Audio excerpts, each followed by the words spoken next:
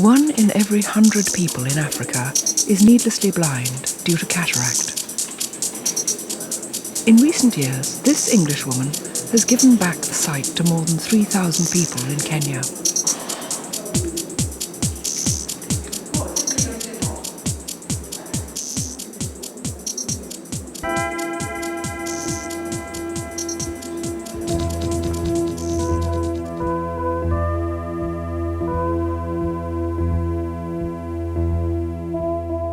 I fell into eyes very much, but I realised that there was a huge problem in Africa. I realised very quickly, fell in love with Africa, fell in love with an African, and realised I was going to get married to him and come and make my life over here. And 6 years later I qualified, finally got my fellowship in ophthalmology. When I first came here I worked in Nairobi for a year. I worked up at Kikuyu Eye Unit, and I had to get used to converting to African ophthalmology, if you like, rather than British ophthalmology. So I worked up at Kikuyu for a year and then realised that I had to come down and live at the coast because that's where the man I'd married lived. Sister Funga, loved a wiki moja, whatever. Come on, please, come on, Kathy. So I got down to the coast and I couldn't find a job. Wasn't anywhere to work. There wasn't a great deal of ophthalmology care being offered to the people, and I couldn't find myself a job, so I set up a clinic. It was really an all-out family support. My brother and my mother, everybody was fully behind it. If we hadn't met in Mombasa when Helen was doing her elective, there would never have been a Kwali Eye Centre. We began with, I think, 4 members of staff and a little 8-metre square building that we knocked up in 8 days. And we've gone from those 4 staff members to 38, I think, at the last count, and it's ever increasing. I arrived with an ophthalmoscope, and that was it. The clinic had no running water, it had nothing. I mean, absolutely nothing. I came with an ophthalmoscope that actually doubles as a retinoscope. So I literally had one piece of equipment. The other vital piece of equipment, of course, is a torch. So what we did when we started the clinic was open the clinic, sat down, opened the doors and waited for the hundreds of people who we knew were blind to arrive. And, well, surprise, surprise, they didn't. I think we had one eye patient who had itchy eyes. So we sat there and we thought about this and realised that we had to start a programme based in the community. And by doing that, we took volunteers and taught them in 4 or 5 days how to recognise someone with a serious eye disease. One such volunteer, who is now a senior community base worker, is Mwini Mwachepa. Identifying cataracts and potential blindness is simple compared to convincing the sufferer that surgery will cure them. Hours of counselling are often necessary to help overcome their fears and misconceptions. This is Mwini's 9th visit to see Ali Mwadnikomo, who has severe cataracts in both eyes. Ali's concerns are all too clear. If I'll undergo surgery, the eyes will go total blind. Who will be taking me outside here and there? Right now I understand I have 5 fingers, I can see you have dressed this and this, but then after surgeries whereby I'll not be seeing, who is going to assist me? When we did the first operation, it was absolutely terrifying because I was dealing on a kitchen table single-handed. I had to obviously do the anaesthetic as well as do the operation. I was being assisted by a nurse who had had some experience in eyes. If something went wrong, there wasn't anybody else to take over. If the electricity went, I couldn't see. It was terrifying to begin with, absolutely terrifying. She's blind in both eyes. At the moment she can't see anything. She can see only light. She can only see light perception. She might see or she might not see. You cannot identify them.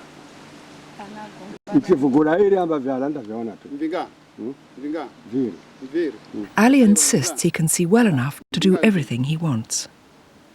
But a simple test suggests otherwise. You didn't identify. Frequently doing lists of 20, 23 single-handed. That's with both hands, but just one person. And that can often be 3 times a week on a busy week. But I suppose on average we're doing about 25 a week.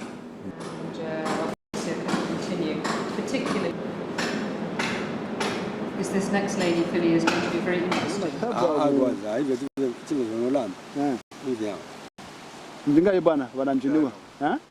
Even this close, Ali cannot count the fingers. He's bluffing, but he can't help laughing about being found out.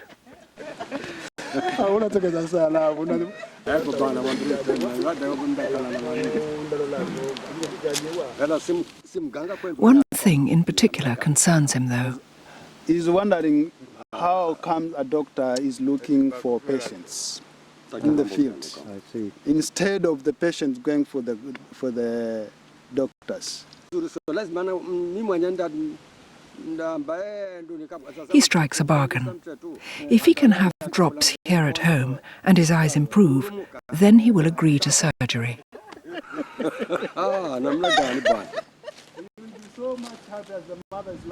Because if he'll get improved after he has got the first drops, it's just the same as if you have gone in the field. You have looked for a wife and you have successfully getting the wife. You'll be so much happy. You will definitely pay whatever you'll be asked to pay for that woman and have as your wife at home. So why don't you bring me the drops? I get a test. If there'll be any good improvement, I definitely come to the clinic for further services.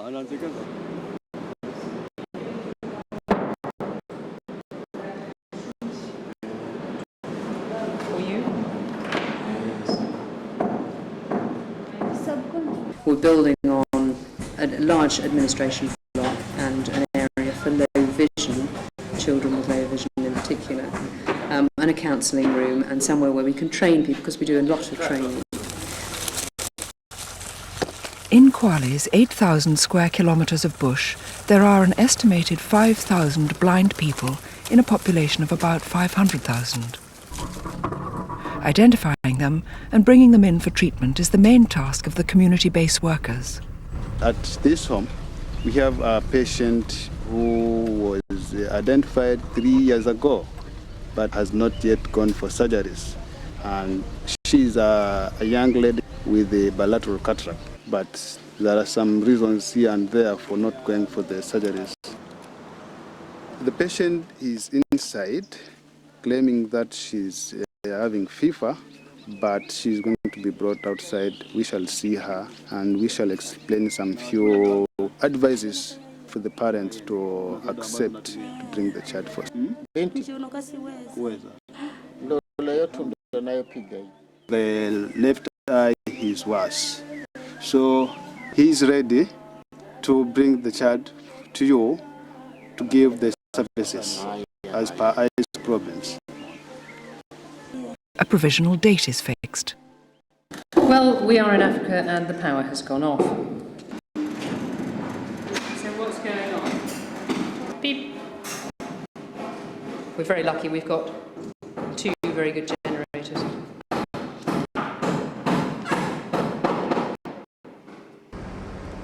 "28 operators is the most I've ever done in a day. I didn't exactly crawl out of the operating theatre, but I couldn't actually focus very well because it's all done down a microscope, of course, so your concentration is absolute, it has to be. I don't want you, I want the lens. Yeah, there it is. That's the cataract. You've got a bag, and then within the bag you have proteins, and for some reasons they denature and become opaque instead of completely transparent. Final washout. Like vacuum cleaning. Much more interesting than housework then. There are 2 sets of instruments to hand. As one set is used, the other is scrubbed and sterilised. It takes about 15 minutes to do a cataract operation. That's with a relatively old-fashioned technique, with which we call an extracapsular cataract extraction and an intraocular lens implant. We do 4 an hour, basically, over a day. Okay, hydrodissection. This is when it's going to come out as an intracap. Even if it does and we can't put a lens in, she's better off than she was, but it would be so nice to put a lens in if we could. See, that nucleus is very, very wobbly. one wouldn't have seen a wobbly iris, iridogenesis, on the slit lamp because, of course, the iris is completely fixed to the back of the cornea. So that would not necessarily... Oh, my goodness, this is huge. This is huge. Suddenly, without warning, the patient jerks her head. Helen gasps. But for her quick response, the outcome could have been catastrophic. It's fairly firm. Don't ruin the other eye like you did the first one. Not that you did the first one.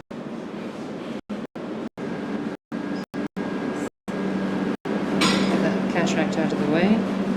The famous cataract. Do you think her son wants to see it? Try to frame it because it gave him so much trouble. The next case is a combined filly. So can I have a corneal fixation suture, an Atos silk?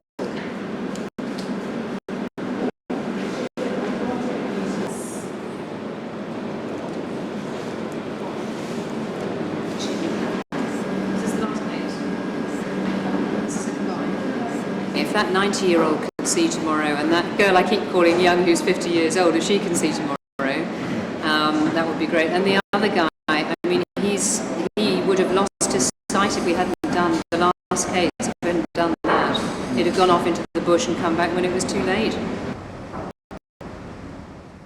I came to work this morning and there was a big hole in my skirt, so I'm having to do some different sort of needlework at the moment. Can't go out into the bush with a hole in your skirt showing your knickers. Much easier on human flesh, you know. With the day's relatively short list of operations completed, Helen takes to the road to check up on some patients in the field. She is fluent in the local Kiswahili dialect.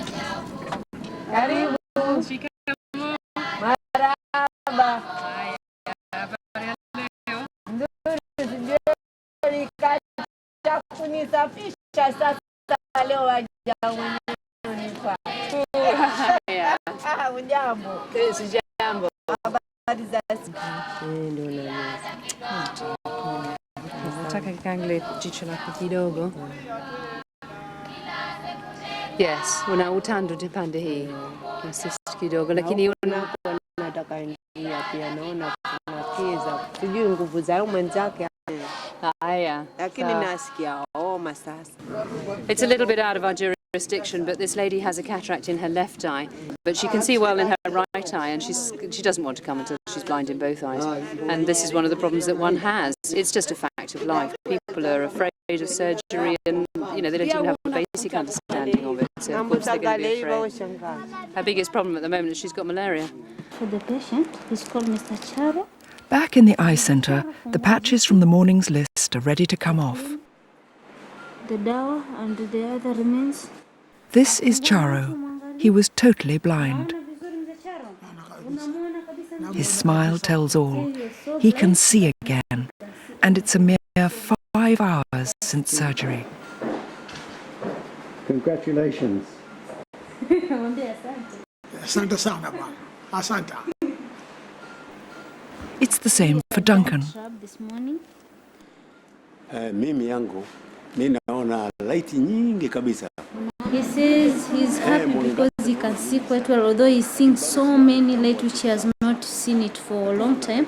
Now he feels so happy. So he's happy with the center, and he's happy with what we have done to him. So he's praying for us so that God can help us and we continue the same spirit and the same service.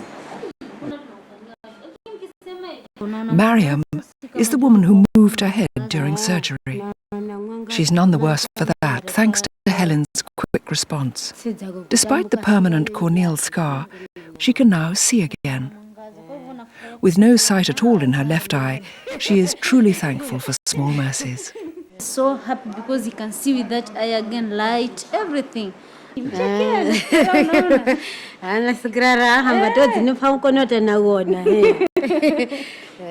can see your hand. Yes.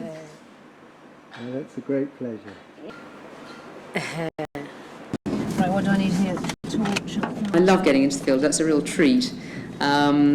It's where the action is. It's where you really see how people live and what a difference, you know, getting to us can make. It's great fun. Is that my friend? Yes. A particular interest is the children, of course, because if you can restore a child's sight, you have just made such a difference to their lives. Sawa. Unacheza nini? Hii nini? Hii ni naitwa ophthalmoscope. Ni kuangalia vizuri ndani ya macho. Ninaweza kuangalia ndani ya macho yako?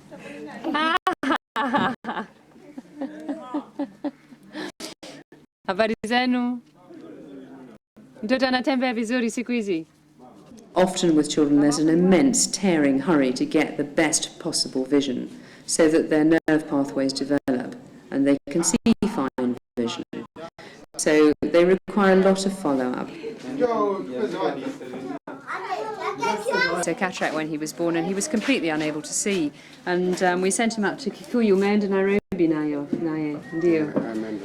And na mama yake. They went up to Nairobi with his mother to have the cataract surgery. And he's having a bit of trouble in bright sunlight because he screws up his eyes like this because he doesn't have his natural anatomical lens in. But he's a normal functioning child. I mean, he's running around on a vizuri, he's playing with all his mates. Yeah. Without the surgery, he would have been blind, unable to do anything at all. Yeah, yeah. Can I have a look? Can I have a look? Unakula nini? Chapati? Ni mzuri, mtamu. Sawa, okay. Ninaweza kuangalia ndani ya macho yako kama... It's very difficult for an African child to trust a Mzungu. A Mzungu doctor usually means an injection, and a Mzungu doctor usually means pain. You know, doctors over here aren't nice. They're usually on the end of a needle. Not very used to people with white skin, are they? But the important thing is that he's a functional child. You know, he's running around, he's a normal kid. Vizuri. Nafikiri ananiona. Ndio maana juzi tulikuja pia tukukuona. Haya, sawa. Sawa. Sawa. Asanteni. Haya. Thank you. Asante.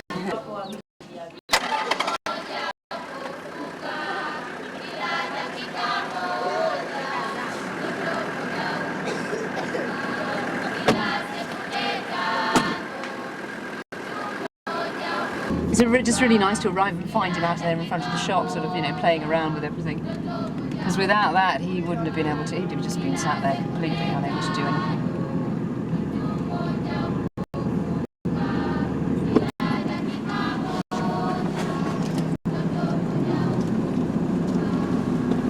Where are we going now? Great. I mean, it looks good. Sawa kabisa. Sawa kabisa, matatizo. Is because this man's had cataract done in both eyes, could he find us small cataract patients who are blind? And he said yes, he's got a cousin over there and a neighbour over there, but they're not coming because they're frightened, you know. It's Mwanasiti's job to try and explain to these people, you know, what's involved in cataract surgery and why they can't see and everything. But it's very, very difficult. I mean, if their neighbour who's had cataract surgery in each eye still can now see very well, can't get it across, it's, you know, it's just not easy, is it?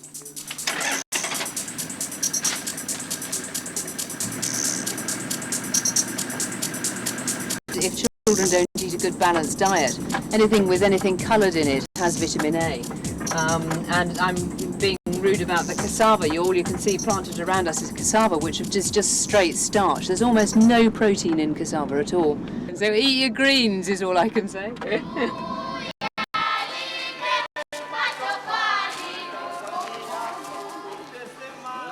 Basically, you're going to come across blind people whom you can cure really very simply by cataract surgery. You're going to come across people whom you can't cure. This man was blind, he doesn't have cataract. There's nothing I can do to improve his sight. But what we have done is taught him how to farm. The whole sort of area around here, he's managed to be able to farm himself. He's completely independent. We're entering into something which is now known as comprehensive eye services. Some of it's just called orientation and mobility skills, literally using them, just teaching them how to use a cane to get around the house. Visiting them at home is a terribly important part because they may have done something fundamental without thinking about it, like putting the water that someone else in the family has just walked 10 kilometres or further to collect in a bucket on their head, and putting it somewhere out of the way so that the irreversibly blind person doesn't knock it over. I mean, that must be a little bit trying. It's basic, but it's stuff that can make an enormous difference to somebody's life. To go a little bit further, some of the younger people need an income of some kind, and we're just branching into income-generating projects. There are various things like the tree projects. One can buy seedlings, plant them for timber, and 7 or 8 years later gain that income. But obviously that takes a long time. Sometimes it's appropriate to teach somebody how to plant, how to weed their shamba, their farm, by feel, how to get around it.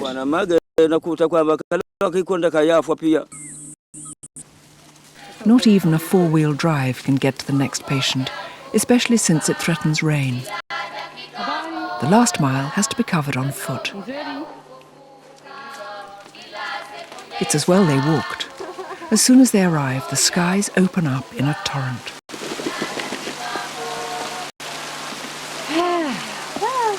A nice cooling shower. But have you seen the size of these raindrops? They're like a bucket each.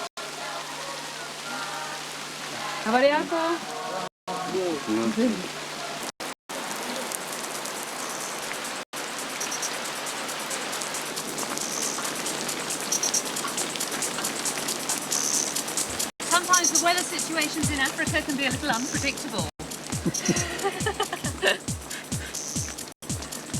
Haya, tumefika salama lakini.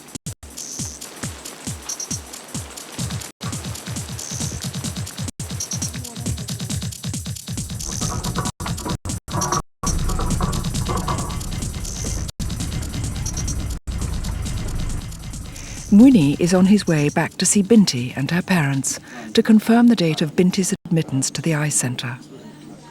She can make some tea, does washes and does home activities, fetching water, fetching firewood, she does, washing clothes.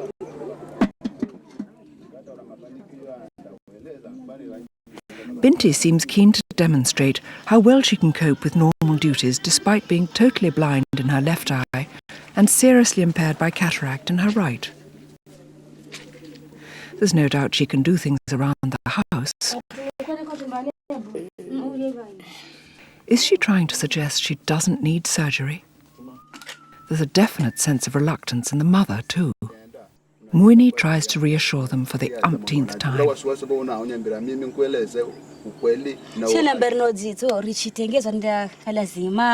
She's afraid of the eye. If it's going to be surgery, will it be okay?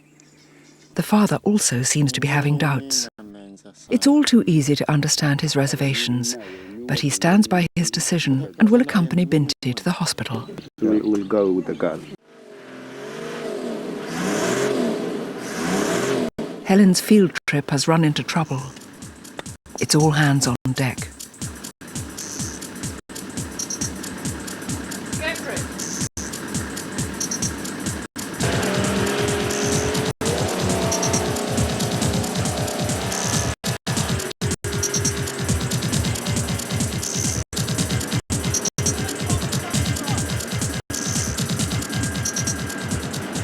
When the long rains come in a few weeks' time, most of Kwale district will be cut off. Anyone needing treatment will have to wait. No vehicles can get to them, and they can't get to us. That's when everything stops. And I spent years and years training to be an ophthalmologist, and I've become very involved in the administration. We've got a very good administrator to whom I've handed a lot of the work. But there's no escaping the fact that a lot of the administration needs medical knowledge and medical input, often surgical knowledge, and there really isn't anybody there who can do that. And it's a personal thing, like it or not. It was set out by me, and people often donate because of me. There's a lot of fundraising to be done locally. A lot of my poor friends get roped into doing it abroad. And, you know, you have to be there, People are giving you the money to their eyes. So that's how they look at it. And so there's a lot of administration. Yes, I know. But administration screws my head out before theatre, so let me do theatre and then I'll be all calm. I very readily will invite people into the operating theatre so that they can see exactly what it is that we're doing. And most importantly, I'm afraid, they want to come in and make sure that there are no eyeballs left in bowls, because what the local people believe is that what we do is take the eye out completely and then go and sell it. There you are. That's what he was trying to look through.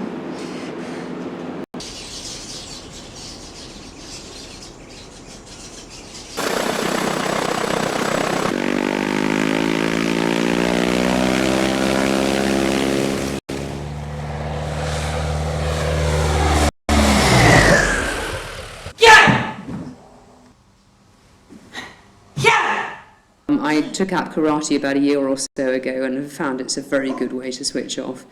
You know, kicking and thumping with mid-air. I've got a flying license, not that I use it often enough. But that's a very good way to switch off.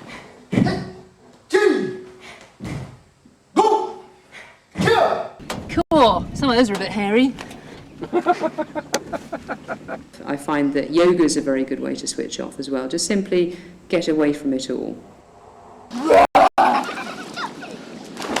got two very young, demanding, noisy children who can be great fun as well.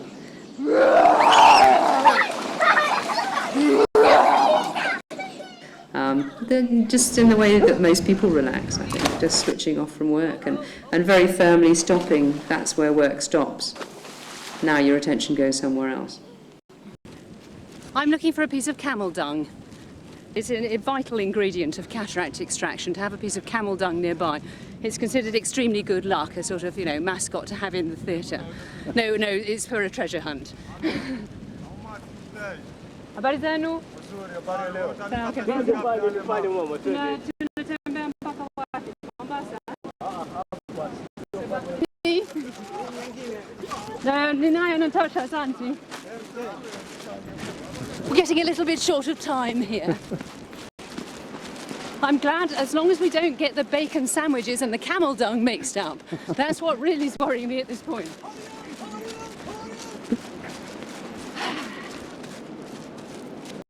Why don't we just sit on the beach and have a cold beer? The treasure hunt was organised by a local hotel and restaurant, Nomads, to raise funds for the Kwale District Eye Centre. Many donations arrive at the centre from such community events. In 1996, after we'd been going nearly 3 years, Christoffel Blinden Mission, we signed a partnership agreement with them. They gave us a Land Rover and part donation of a minibus to get patients literally into the clinic.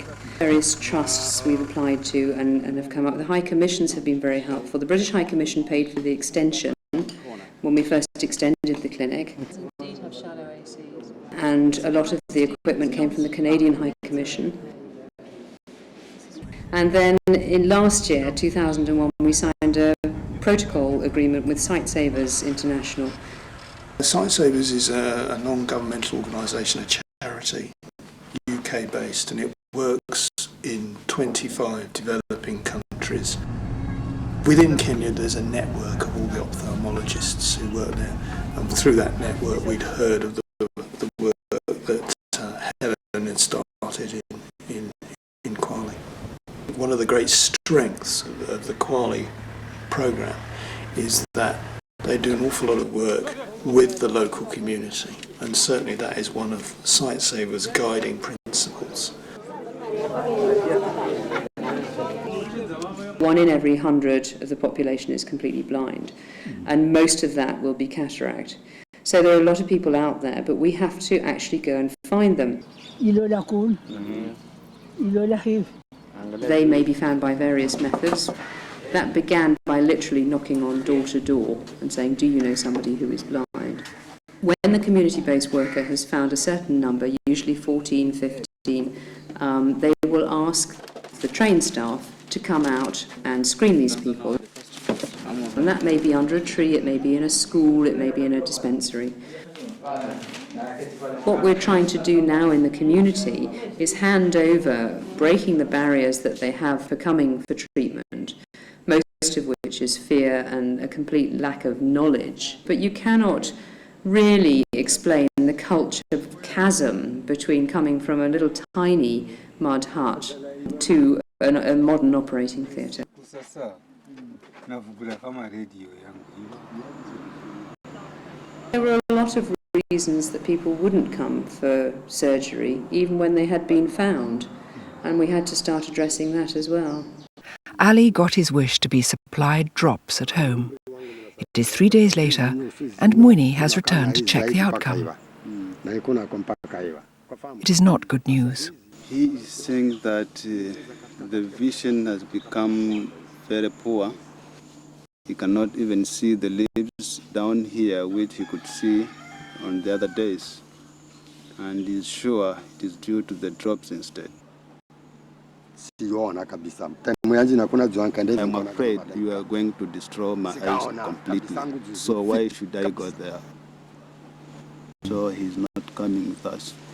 This man is a Maganga, or a herbalist or a witch doctor, and he had his cataract operated on last week. So we've just come to see how he's getting on, part of his post-operative visit, and see him at home. And of course I'm very curious about what herbalists do to the eye, because it can be pretty damaging. And if you can get these people on your side and work together, then you can really help, because people in the local community will always go to the herbalist or a witch doctor before they come seek conventional medicine. So one wishes to minimise the damage and perhaps even get them into cahoots, which we've managed to do in the past. Anyway, I mean, I think the story is the most important part. This man tried to treat himself, and in fact went to other herbalists, and none of whom succeeded. We first identified him 3 years ago, and he went blind in the left eye in between, and then came to us for surgery. And you're here, I think, ni siku ya pili ama siku ya tatu? Leo ni siku ya 4.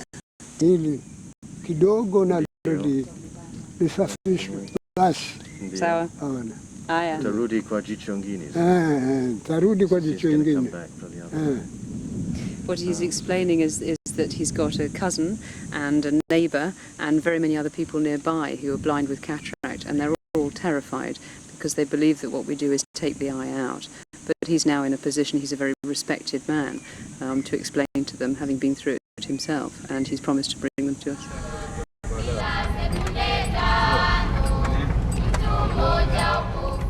Two hours' drive from the eye centre, deep into the Shimba Hills, the screening team make tracks to visit a blind woman they've been counselling for 3 years.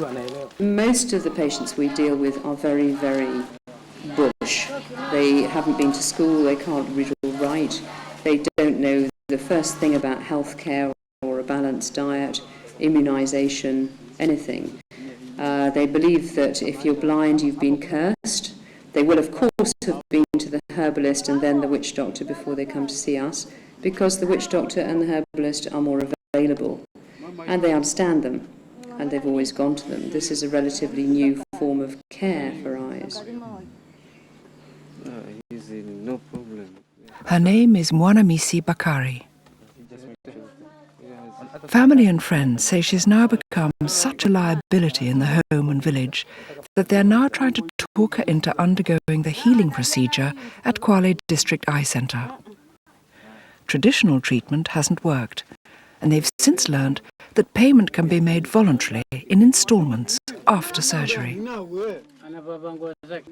People are genuinely short of cash, but I think that things are valued in any society if you contribute towards them. So we ask the patient to pay 1,300 shillings for cataract surgery, which is most of the operations that we do. £10, a fraction of actual costs. But if somebody is blind, there's no way we're going to turn them away. And if people just can't pay, so be it. With village pressure firmly behind the Kwale medical team, Mwanamisi finally overcomes her fear of the unknown. She's going to have a cataract operation tomorrow. She's totally blind.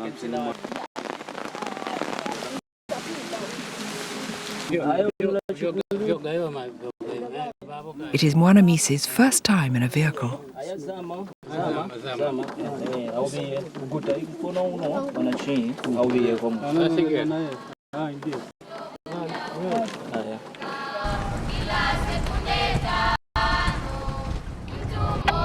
We'll be back in the next 15 minutes with 6 bags and 2 helpers. Over.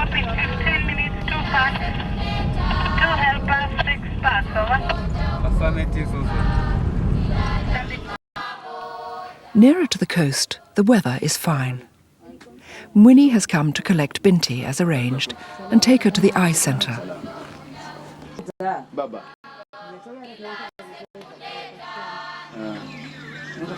But there is a hitch. The father is not there. The father has just left for somewhere, you're not known where he has gone.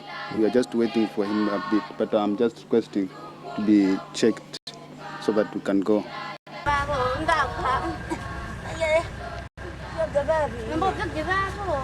Mwanamisi has arrived at the centre. She has never been out of the Shimba Hills until now.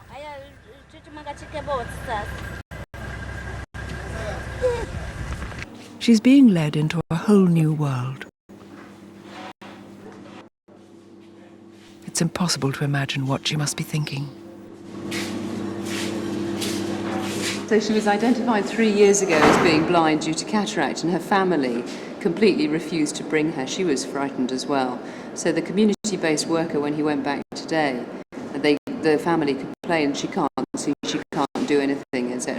He got really cross with them and said, well, I did tell you that 3 years ago. Why did you wait 3 years when she was needlessly blind? Anyway, never mind. Here she is, at least. Mwanamisi nani? Mwanamisi Bakari. Wow, that's cataract. Now, she's got a little bit of mucus in this right eye, hasn't she? Wow, they're like stones, aren't they? Mwini is still waiting. Binti is only 18 years old. He cannot take her without full parental consent. The mother is saying, since the father is not around now, probably is ahead, but with the intention that the patient is going to be seen today and then the surgery will be given the date, it is good that we go with her and see what is going to be done from that.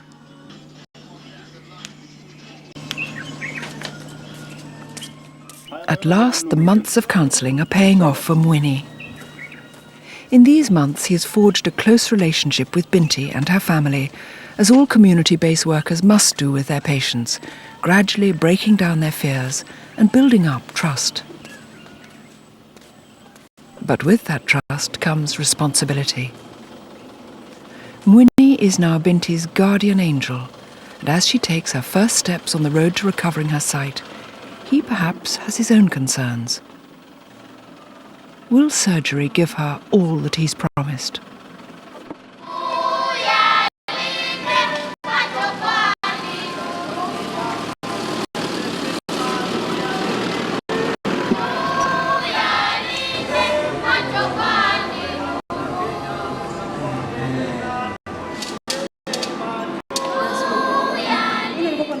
They really have no understanding of what it is that we're planning to do.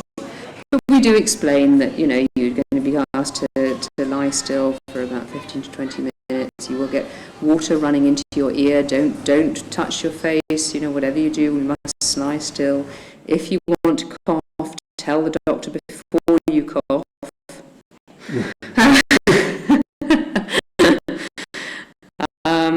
So we tell them again and again and again.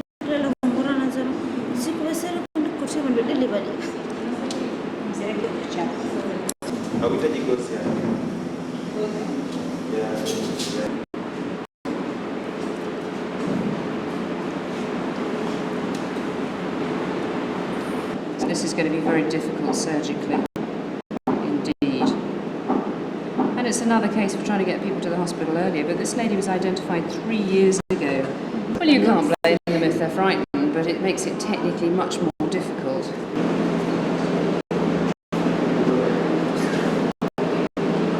They may be more technically difficult, but they're great fun, because you know that, you know, you cannot go wrong. The patient can't see anything. You know, I'd much rather do this cataract because of the satisfaction value than I would somebody who can, you know, not really see quite so clearly. I mean, most cataracts in Europe are those who can't quite see the second line from the bottom. This lady's completely blind.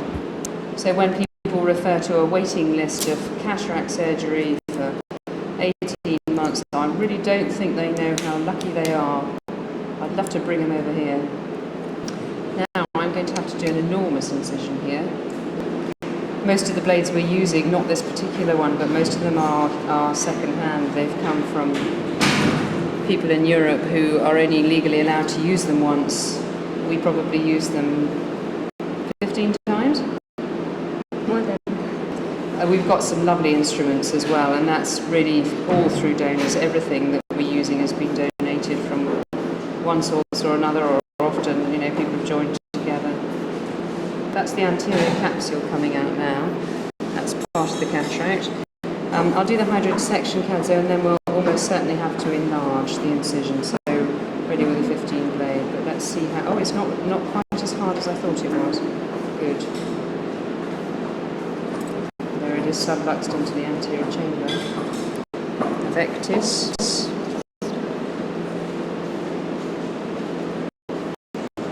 There's a lovely red reflex back here. I can't wait to get this out.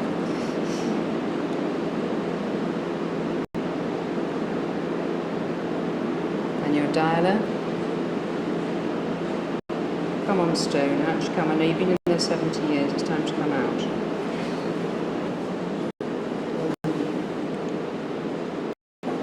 This is the intraocular lens.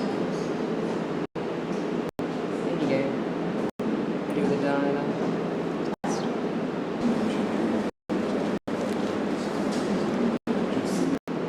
Okay, let's dial it in now. Thank you. And then ready with suture. You better ask Maura to start scrubbing for the next case. I would really like this lady to agree to have her second eye done tomorrow. I'm going to take it. But we'll start working on her when the bandage comes off so she can see. Easy peasy Japanesey. Wanamisi hasn't felt a thing. She's been an exemplary patient.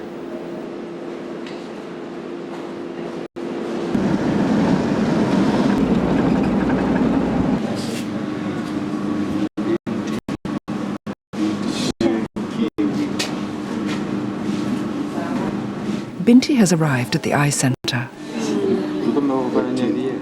This simple chart test underlines her blindness.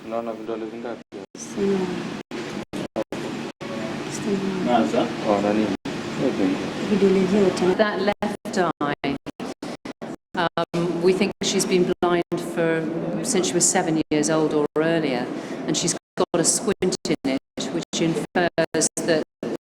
means that it's not looking straight at you all the time. She's certainly got a squint, isn't she? Okay, well, we better do the right eye first then, hadn't we?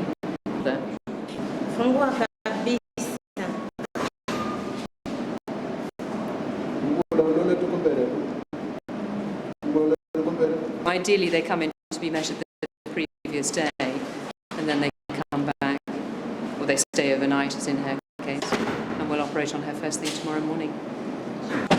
Found my shoes.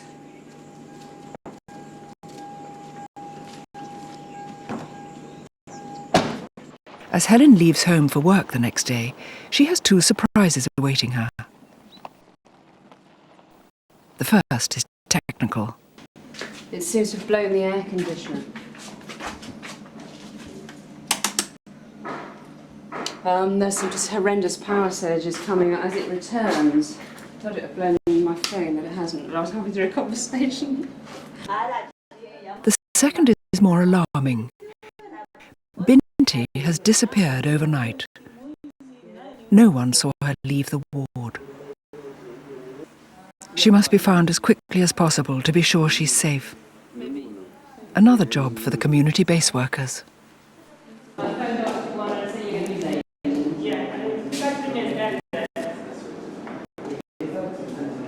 Better news from Wanamisi.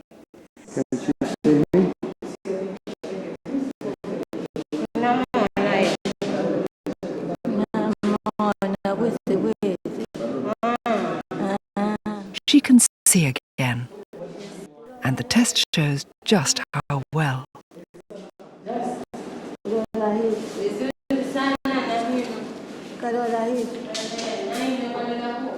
Good. This type of health chart is designed for illiterate people.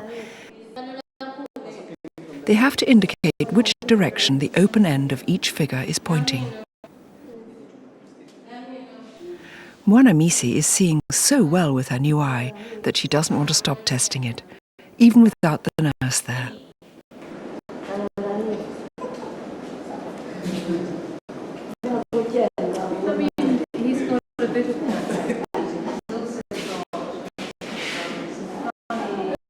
Try and do the 6'9", good, okay. So we put the correct lens in, probably. And that one's obviously got the right lens in as well. That one you need to work out. Yeah. Let's have a look at them together. I really wanted to have to ask. Let's go and find the patient and look at them together. Good, that's another 3 on the list. 4 on the list. And the girl's been found. Binti had made her way home somehow, because her father had not turned up. This time, Winnie has managed to bring them back to the centre together, and Helen tries to get to the bottom of the father's true wishes. So nataka kujua nakubali tunamfanya. Binti doesn't figure in the conversation. She wanders off, still not knowing if she's about to have surgery or not. That decision is now firmly in the hands of her father. Girls of 18 here are very much under the thumb of their parents. People are very traditional, very superstitious, very suspicious of what we're trying to do. Ask her, how is she feeling that feeling of she can see now? No such superstition for Mwanamisi anymore. She wants her other eye done tomorrow. She says she would be more happy if we are willing to do the other eye, even if it's tomorrow. Life is suddenly fun again as she learns who is sitting beside her. This is the granddaughter. She has seen the granddaughter for around 3 years or so, from when she started going blind. Now that she can see in the operated eye, we all of a sudden ask her who this is, and she doesn't know. I can't believe it. What did she say? She said she left her a young girl, then she's a woman. There is no mistaking the father's misgivings. But what father wouldn't have worries about subjecting his child to eye surgery in any culture? Helen has said her piece. Now the decision must be his. I don't think I want to do her. All that conversation in Swahili was testing. I'm not prepared to do this girl until he is happy, because if something goes wrong, that's her good eye gone. What I really want from him is, can't we leave it a few months? But it's got to be up to him. And I don't want my staff pushing him. And I said during the conversation, if she were blind, then I would be pushing you. But she's not blind. She's actually able to walk around, she's able to cook, she's able to make tea, and this is the eye I want to operate on, her good eye. Now, if we have a problem on the table, she's going to be blind. I didn't tell him that, but I know that. So I'm not going ahead without that guy's 100% agreement. The father has come back to the hospital to collect the child back home to be taken to a traditional healer before he comes for surgery. And this is one of the difficulties we face. A herbalist is likely to take a bunch of thorny grass or sharp grass and go thwack in the face. Well, at least he believes there's a problem if he's going to go and seek out a herbalist. But if we can get to the herbalist first and somehow persuade the herbalist for the good of the child to say, what you need to do is come back to Kwale District Eye Centre and have the eye operated on in about 6 months, during which time the vision will have deteriorated. Yeah. And the balance of doing the surgery versus the risk of doing the surgery on an only eye, which is still seeing, is tipped. So I'm happier. So you've got to get to the herbalist, and I suspect you've got to do it today.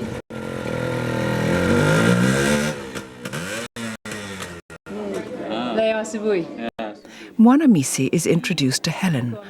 Another surprise for her. The surgeon is a woman. A gift is in order. Mwanamisi promises to give Helen a chicken. Give me a chicken.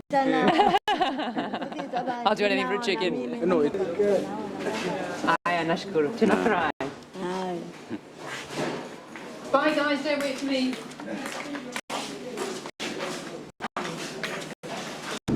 The nicest thing at the end of the day is when somebody comes back for their second eye, because that's the ultimate happy patient. You know, they want and often they will say, please can you do my second eye tomorrow? And we do.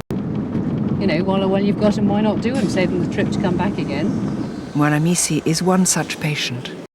She is first on the list the next day. She was so pleased yesterday, as we saw. She agreed to let us do her second eye today. So she's coming blind in both eyes, and she'll go out seeing, hopefully, the bottom line with both eyes.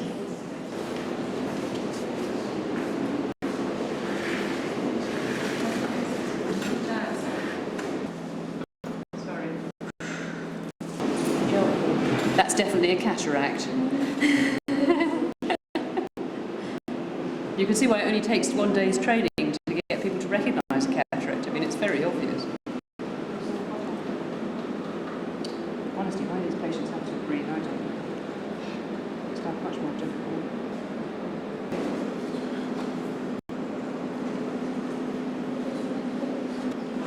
In just 15 minutes, it's all over.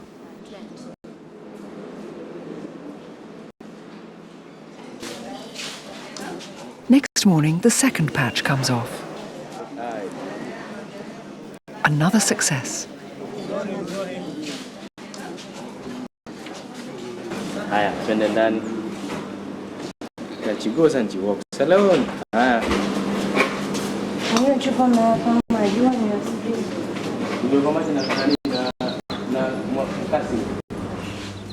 One more test. Seeing is believing.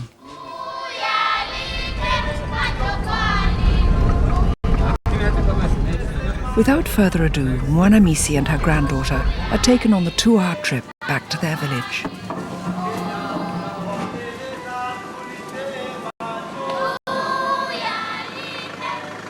As she steps down from the vehicle, all eyes are on Mwanamisi. Can this be the same woman? She points in recognition. Her eyes look the same, but now they can see. Only 2 days ago, they saw nothing. One by one, the villagers come forward to shake hands and take a closer look. It's a miracle. It's about 10 years from the time she was blind up to now. She couldn't see anything and she could not do anything. She had to be taken to almost everywhere, to the toilet, clothes being washed, everything else, cooked for, and so on. She could not see anybody, even the children that were born during that time up to now. That's why she could not identify some of the children who are 10 years and below. What the lady is explaining is they didn't have enough information about the payments, so they thought it is a lot of money to treat a blind person.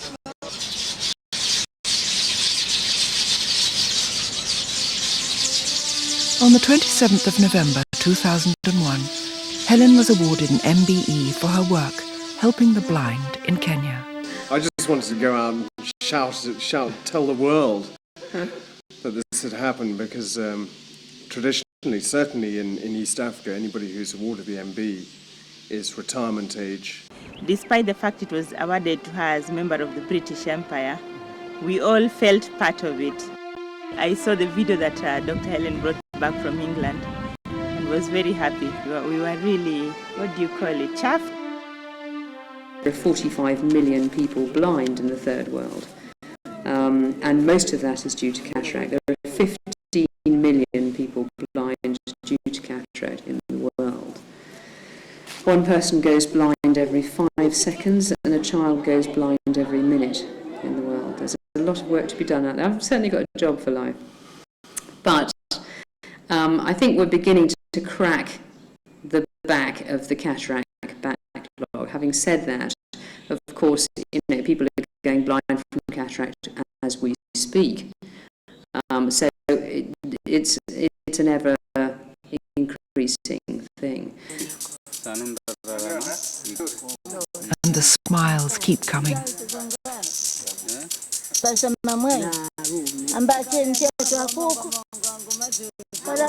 Mwanamisi is fully back to village life.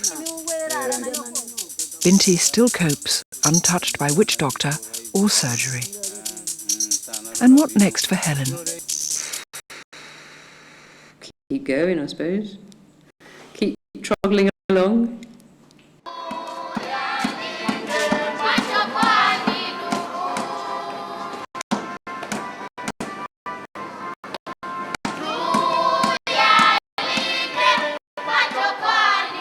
On the 11th of October 2002, the building work completed, Kwale District Eye Centre was officially opened. The pure joy that Helen's vision has brought to Mariam and thousands like her.